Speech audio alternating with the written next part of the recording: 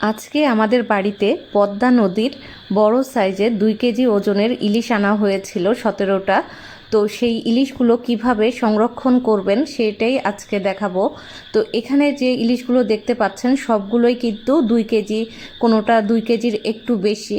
তো দেখেই বুঝতে পারছেন ইলিশের সাইজ কেমন, অনেক বড় বড় কিন্তু ইলিশগুলো।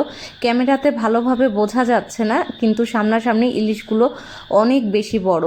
এগুলো পদ্মা নদী থেকে আনা হয়েছে, আজকেই আনা হয়েছে। আর সাথে আনা হয়েছিল কিছু চিংড়ি মাছ। তো এই ইলিশ মাছগুলো সংরক্ষণ করবেন কিভাবে, খুব ভালোভাবে ইলিশ মাছ থেকে পানিটা ঝরিয়ে নিতে হবে, তারপর পলিথিনে করে মুড়িয়ে তারপর ডিপ ফ্রিজে সংরক্ষণ করলেই কিন্তু হবে। আর এখানে 3 কেজি নদীর চিংড়ি আনা হয়েছিল। এই চিংড়িগুলোও কিন্তু খেতে অনেক বেশি মজার।